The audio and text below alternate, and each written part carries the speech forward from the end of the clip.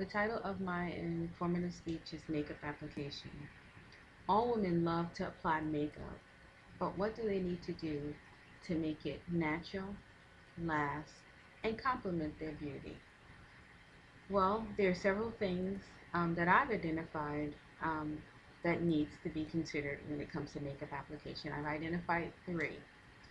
Of those three things, I've identified the importance of getting the proper rest and diet, the importance of proper skincare, as well as um, the actual instruction or the ability to apply techniques towards that makeup application in order to ensure your success. So let's again start to break down the three things that I've outlined, or three things that we have to consider when it comes to makeup application. And of those three, let's first discuss rest and diet and how important those are. If a woman does not get the proper rest and have the proper diet, her face shows it right away. Imagine if, what we term as beauty sleep, if we don't get the proper amount of sleep, 7 to 8 hours, it shows in our eyes. If we don't eat the proper foods and our diet is not proper, we don't have a proper intake of liquids and water, our skin reacts and we have breakouts and blackheads and such. So that's one thing that we have to consider when we think about applying makeup in a way that will make a woman look natural as well as enhance her beauty. The second of the three things that needs to be considered is skincare. As women, most of us know that we cannot use a regular bar of soap. That's a no-no for our skin. It's important to seek out the advice of a skincare professional.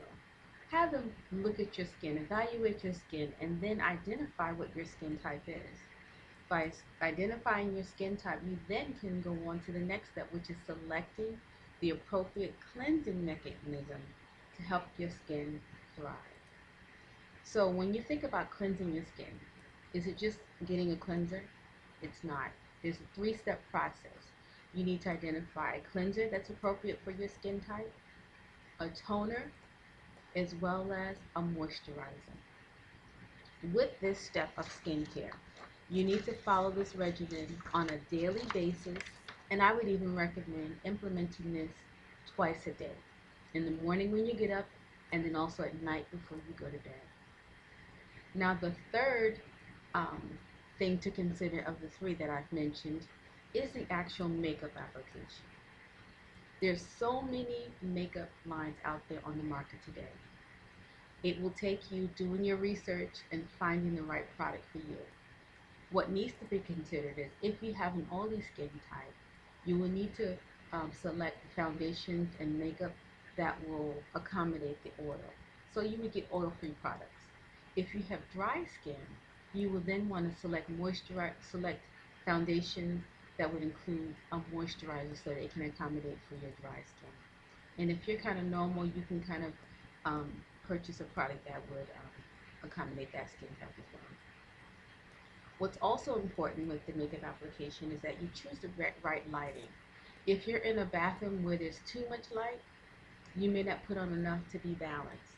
If you're in a lighting that's too dark, then you may make the application too heavy, and then when you go out into natural light, you look over made up. So it's important for you to choose the right lighting.